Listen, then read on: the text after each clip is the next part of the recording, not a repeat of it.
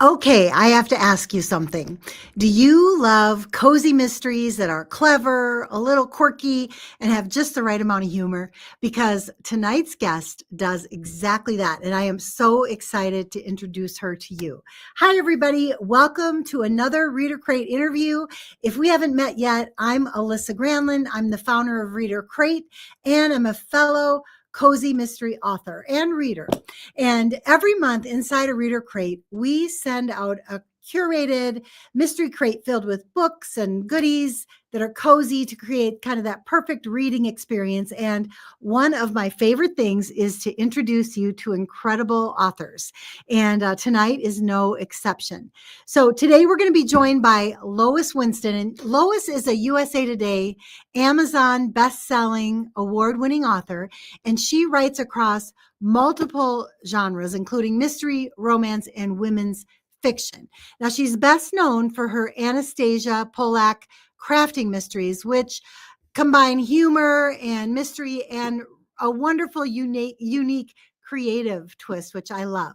And a fun fact, before becoming a novelist, Lois was an award-winning craft and needlework designer. I did a little snooping. And she even worked as a literary agent, which I find really especially interesting as well. So let's welcome everybody. Let's welcome everyone. Please welcome Lois. We're so happy to have you here tonight. Thank you. I'm happy to be here. Yeah, thanks. So we're going to get to know you a little bit. And so I want to know a little bit. Let's go back to the beginning. So, because your background is pretty interesting. So, how did you go from the craft world into writing novels? It sounds like a cliche, but it was all because of a dream. I was working a trade show. I don't even remember what city I was in, because when you work a lot of trade shows, you get to see a lot of airports and convention centers and hotels, and that's about it. I just woke up from a dream one night, and I'm not somebody who usually remembers my dreams. So that in itself was very odd, that I woke up and I remembered this dream. The second thing that was odd was the dream was about nobody that I knew. Um, you know, no friends, no relatives, just total strangers. And then the third thing that was really weird was that the dream kept unfolding for the next few nights, like the chapter of a book. So when I got home and I was still dreaming this dream and it was still unfolding, I decided, well, this is crazy. I'm going to write this down just to get it out of my system. The next thing I knew, I had a 50,000 word romance that spanned 35 years. I thought I had written the great American novel. I had no idea that I'd written the great American drivel until I started sending it out to literary agents, and the rejection letters kept coming into my mailbox. This was back way before email, when you still sent out printed copies of things and you got your answers in the mail. And that's how it all started. I found that I really enjoyed writing. I had never, wanted to be an author when I was young. I've seen interviews by a lot of other authors who say that, they always wanted to write stories. I was the furthest thing from my mind.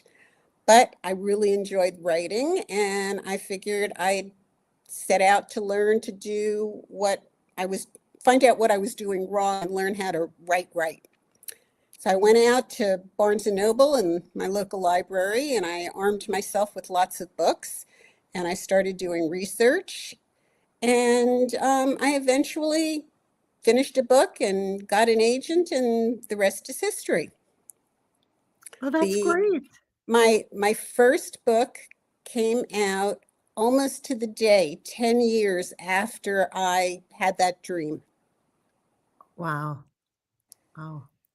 And did you self-publish or did you actually do regular No, publishing? I was traditionally published. I had an agent. I had a contract for 2 books. My first book actually was called Talk Gertie to Me. It was during the time when chick lit was very popular.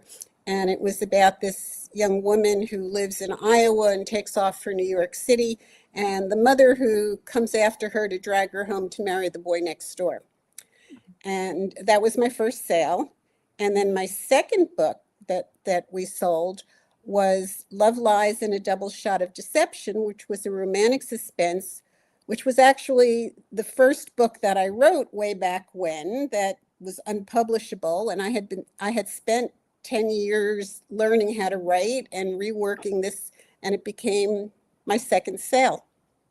And then about a few years after that, my agent was having lunch with an editor who was looking for a cozy mystery series with a crafting theme. And she called me after she had this lunch and she said, "Have you ever considered writing cozy mysteries?" And I said, "No." She said, "Well, I think that you should, because I know somebody who is looking for one. She wants a humorous, cozy mystery series with a crafting theme, and you have a crafting background, and I know you can write humor because your first book was very humorous, so give it a try." And I tried, and I enjoyed writing it. I found that I really enjoyed writing in first person. Most of my other books had been third person. And it took a while for the book to sell because, unfortunately, the editor who had asked for the book and really loved it, the publishing house was in the process of being sold to a conglomerate, and all contracts were on hold. When the sale of the publishing house went through, the first thing they did was close the Cozy Mystery line.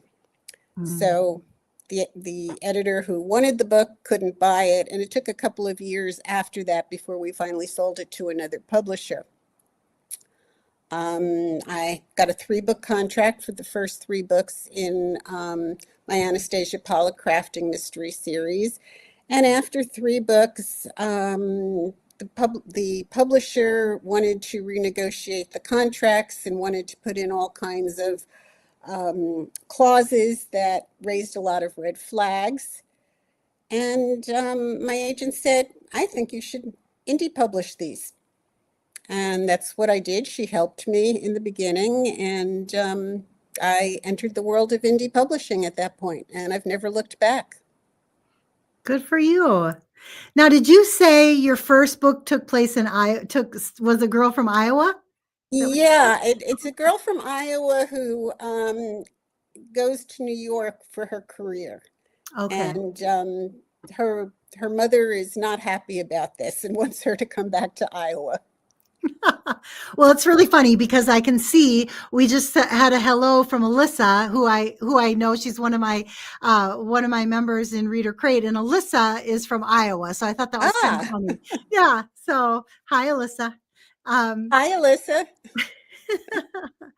Well, great. Okay, so Anastasia, let's talk about her because that series is such a fun concept. I mean, crafts and mystery all together. So, I mean, obviously I can kind of imagine, but what, they asked for it, but how did you come up with her? How did you come up with her character? Okay, well, as I said, I did a lot of research, and one of the things that I did was I got a lot of cozy mysteries to read, especially crafting cozies, because I really didn't know much about cozy and amateur sleuth mysteries at that point. I was never a Nancy Drew reader. I was a Cherry Ames girl.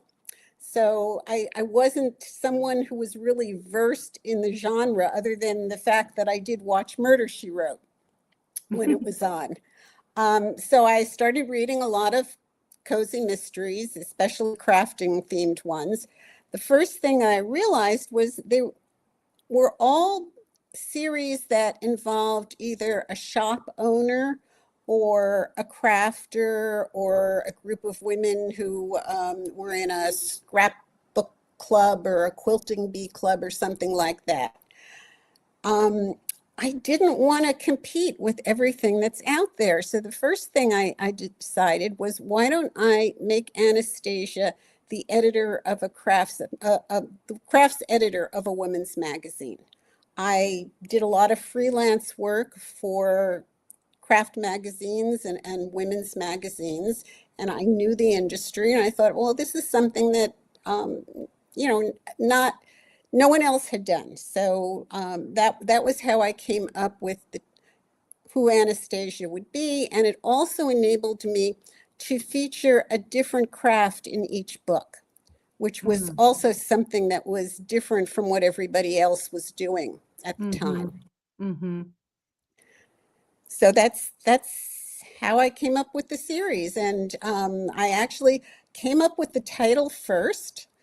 I burnt my finger on my glue gun one day. My husband came home and said, "How was your day?" And I said, "I was assaulted by my glue gun." And all of a sudden I thought, hey, wait a minute, that's a great title.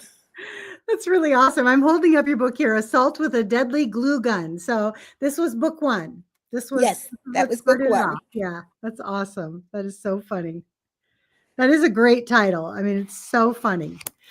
Well, Alyssa's asking, what's your favorite type of crafts to do? I'm partial to needle crafts. I always love doing counted cross stitch. I've done other fabric crafts. I've done some hard crafts as well, but generally what I've really gravitated to has always been fabric crafts and needle crafts. Okay. Well, so your books have quite a bit of sense of humor in there. There's humor in them. So how do you balance that humor with the suspense? When I'm writing, I just kind of think about how I would react to something. And I have always thought that laughter is the best medicine. You can either cry or you can laugh at something. And I'd rather laugh at myself than curl up in a ball and put the quilt over my head and bemoan my fate. So Mm-hmm. I imbued Anastasia with that same kind of attitude towards life. That's great. It's fun. So now I think I probably know the answer here, but are you a plotter or a pantser? And I'm imagining that your first book was a pantser, and then And all of my books are pantsers. they are okay. I have tried to plot, and I found that when I plot, I get bored because I know what's going to happen, and then I don't want to write the book. So I'm definitely a pantser through and through. Oh I, my I gosh. I will come up with an idea, and maybe I'll write a couple of sentences just to get myself started in the direction that I want to go. But other than that, it's by the seat of my pants the entire way. And sometimes I write myself into corners, and I have to write myself out of the corner. But it's my process. Yeah. And do you always know who the villain is, or is that part of the surprise for you too? Not always. I mean, there have been times when I have been halfway through a book and I thought I knew who my villain was, and it turned out that that villain wanted to be a red herring, and there was a red herring that wanted to be the villain. Yeah. Oh, that's funny. That's awesome. So, have you ever had a real life moment where you thought, this is definitely going in the book? All the time. I get most of my ideas from things that I've seen on the news or read about in the newspaper or seen in a news show. I'm a real news junkie. I'm a newsaholic. Okay. And there's so much going on in the world right now. It's kind of hard not to be influenced by it. I I'll show you right here. This is my most recent book, um, which Embroidered lies and alibis. yes, Oh, came out in February, and I employ the themes of cryptocurrency and elder scamming, mm, and things that you pick up and you read in the newspaper all the time, and that's the plot of this new book. So I just about every book that I've written has been influenced by something that I've seen or heard or read about. That's awesome. You know, it's funny you held up that book because the crate that you're in, the theme is called Art and Alibis. Oh, And okay. everyone's got a creative side and something to hide. Oh, I like that. Yeah, so that's the theme for the crate. So for June, which you're in. So I'm super excited. This is perfect fit. That's Well, cool. okay. So for readers or really for aspiring writers watching, what is one piece of advice you wish you had earlier in your journey? I don't have much patience. I've always said that when God was handing out patience, I was too impatient to wait in line. And when I decided that I wanted to write and I wanted to be a published author, I really thought that, it wouldn't take that long. I had no idea that it would take 10 years. I had no idea that it's a marathon and not a sprint. I didn't know anything about the publishing industry other than I knew the craft book side and the magazine side of publishing, but not fiction. And I was very impatient and I made mistakes because I was impatient. So I would say to anyone, take your time, learn your craft, learn what to do, how to do it, and just to have patience because it will help you in the long run. Good advice. All right. So if you could step into one of your books for a day, would you? That's a very interesting question. I have never come across a dead body. I'm not sure how I would react if I came across a dead body. I'm sure I wouldn't react as well as Anastasia reacts, but I would hope that maybe I've learned something from her and I would be able to handle it okay. Um, um, I would love to meet Anastasia in real life and meet Zach and everybody else other than her mother-in-law, because here's a little secret. Anastasia's mother-in-law, the communist, the curmudgeonly communist, is based on my mother-in-law, who was a curmudgeonly communist. Ooh. So I've already been there and done that one. Yeah. So you've got the t-shirt. Yes, and the scars. Oh, I'm sorry. Yeah, that's not fun. Yeah. Don't get Well, mad. so Write a book and get even. isn't that true? Can kill them off. Right. Well, I haven't killed her off yet because although I do have some readers who would like me to kill her off, most of my readers think that she's the character they love to hate. Yeah. So the last couple of books, she's kind of been in hiatus to give people a rest from her, but she may come back at some point. Well, sure.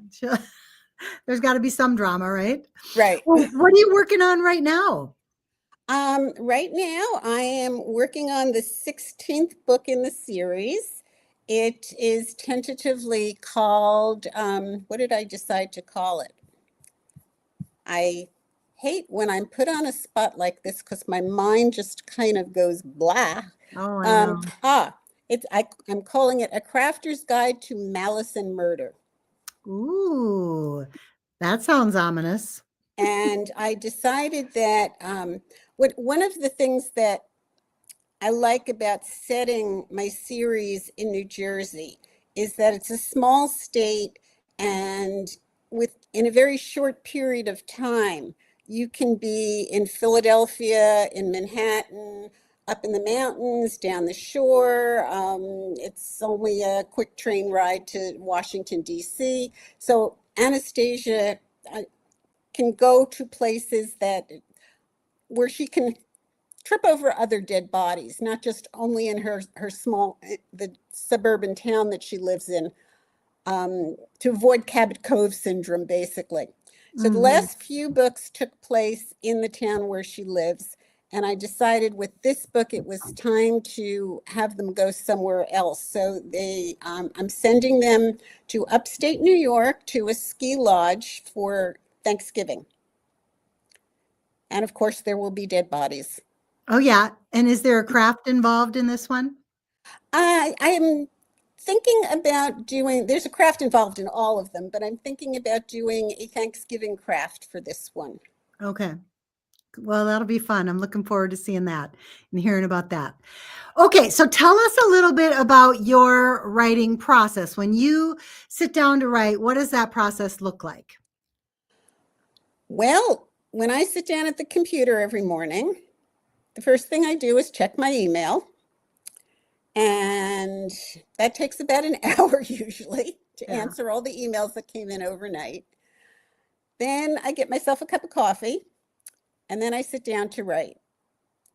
I don't set an exact time that I'm going to write all day or a number of words. I try to do at least 1,000 words a day. Sometimes I do more, sometimes I do less.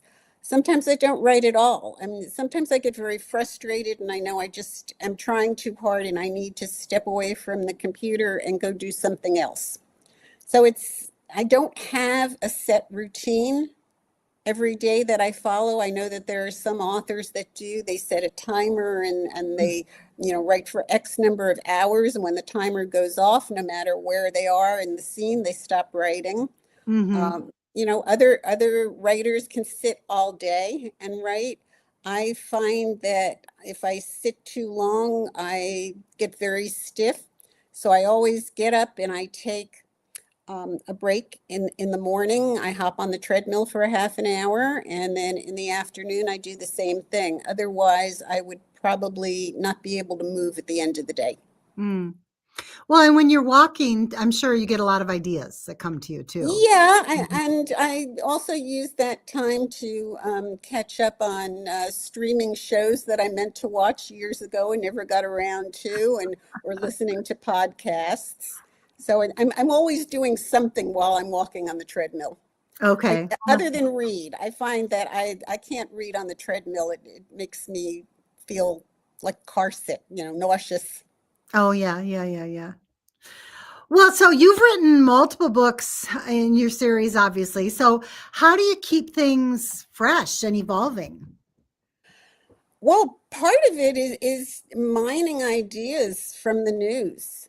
Oh, There's, so much going on out there. And one of the books that I wrote, Guilty as Framed, which was the 13th book, I even incorporated the art heist at the Gardner Museum in Boston, which took place in 1990. And it's still unsolved. And I've always been fascinated by that.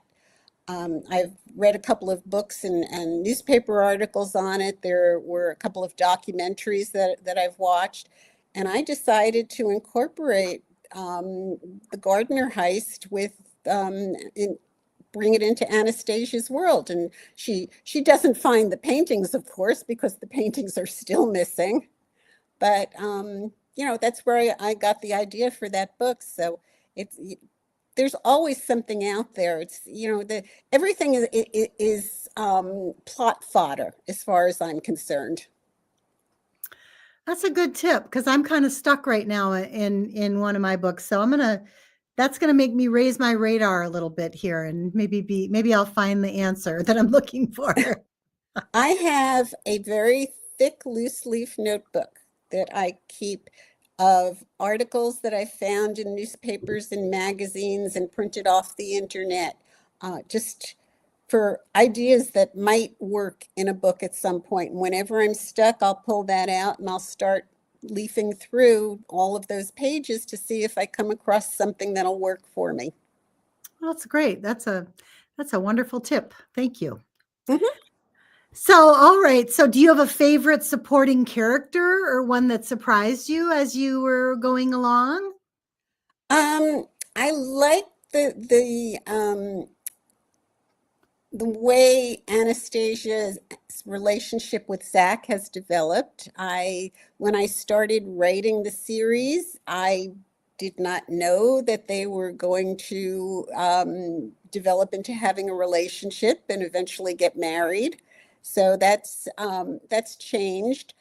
And also her relationship with Cloris, who is the food editor at the magazine and her best friend. Those are two relationships that developed as I was writing the series. Are any of your characters based on real people? Well, the mother-in-law. Well, yeah. My sons think that Anastasia's two sons are based on them. I have told them that's not the case, that Nick and Alex get along a lot better than they got along as kids. But I guess they're the idolized version of the way I wish my sons were, and but nobody is ever that way in real life. Yeah. Does your mother-in-law know that she was that she's? No, she died about, I guess it was a few months before Talk Gertie to Me came out. I see. Okay. All right. So no, she and I do have some relatives who have never spoken to me since I wrote about her. But my husband's sister thinks that she's a hoot. His brother thinks she's a hoot. So the ones who don't like her, so be it. Not everybody's going to love what you write. Yeah, exactly. Totally. So, what's the hardest part of writing for you? The hardest part of writing is marketing. Oh, yeah. I am not a salesman. I would just like to be in my writer's cave and write, and that's it. But, nowadays, even when you're traditionally published, a lot of the marketing of your book is done by the author. Yeah. So, that's what I dislike the most. And so do you, I noticed, I couldn't believe it when I was looking at your website, how many awards you've been up for and have won. So that's amazing. How did you get into all of that? Well, when I started out, I joined Romance Writers of America because I was writing romance. And they had a lot of contests for unpublished authors. And that was one way that you got your foot in the door, because the final judges for these contests were editors and agents. So that's how the contests all started. Yeah, that was amazing. I just couldn't believe all the lists. I also really loved on your website your little questions where you answered just kind of your general information about you, like your favorite coffee and all that. That was so cute. I love that. Thank you. It was really good. So when you finish your book, when you kind of finish your draft of your book, do you enjoy the editing process, or do you pass that off to somebody else, or what do you do there? Well, I edit as I go on. I'm not somebody who writes a first draft straight through and then goes to second and third and fourth draft, because I'm always afraid that if I wait until I'm done with a first draft to go back and change things, there'll be something I forget to change. So when I'm writing, if I decide I want to change something, I immediately go back and make all the changes that are impacted by what I have decided to do.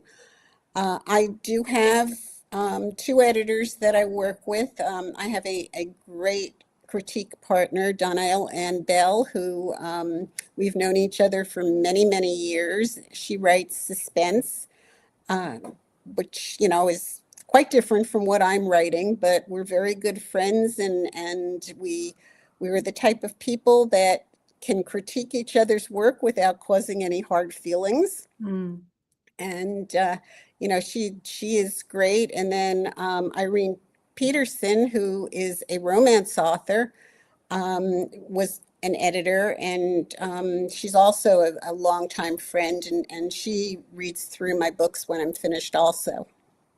Very nice. That's great to have a community like that around you. That's really good. Well, looking ahead, is there anything new or different that you're excited to explore? You never know. I'm trying to get my husband to go on a vacation because I'd like to write it off as a business Oh, expense.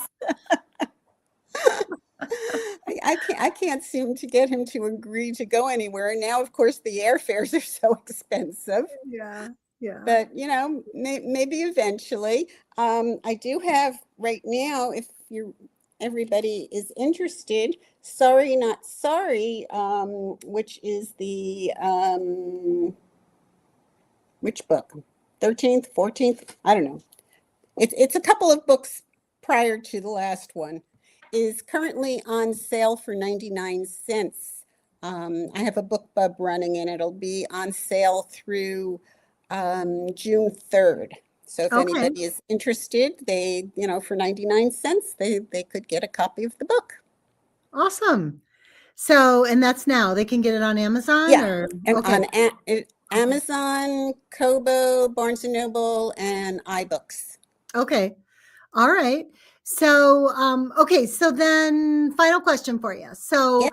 all right. For somebody brand new to your books, where should they start? I always think that it's best to start with the first book. Um, all of the books could be read out of order, but I think for the full enjoyment of the book, because I do have character arcs that go through the entire series, and the characters change, they go through growth, and if you start at the beginning, I think it's always a much more enjoyable experience than picking a book up in the middle of a series. Okay. All But you right. could So, do that if you want to. but they should start with Assault with a Deadly Glue Gun. Yes, Assault with a Deadly Glue Gun. Okay. that's And the then first book. also, if they want to, follow you, get in touch with you, be in your world, where's the best place for them to do that? Well, if they go to my website, they can sign up for my newsletter. Comes out once a month, and they will get a free Anastasia Pollack Crafting Mini Mystery, a little novella, for signing up for my newsletter. I also blog on the Stiletto Gang once a month and on Book Lovers Bench every 6 weeks. They can find me there, and I'm always happy to converse with readers. They can email me through my website at any time if they want to chat. So I'm not on Facebook or Instagram or TikTok or any of those places. Okay. So website and newsletter. Okay. Mm-hmm. Well, that's great. Okay, so well, Lois, thank you so much for being here with us tonight. It really was Welcome. really Thank you fun. for inviting me. Yeah, it was really great. So, you guys, if you haven't checked out her books yet, definitely add them to your list because they're clever, they're cozy, they're fun, they're full of personality. So I think it's going to be really great. And if you're interested in Reader Crate, Lois is in our next crate that's coming out, which we just were talking about, and Art and Alibis. And you can go to readercrate.com to sign up for that. And we would love to have you be a part of it. The Reader Crate this month is all about kind of art fairs and crafting and of course cozy mysteries. So it would be really fun to have you be a part of it. So Lois, thank you so much. And thanks everybody for joining us. And I hope everybody has a wonderful night. Thank you, Lissa.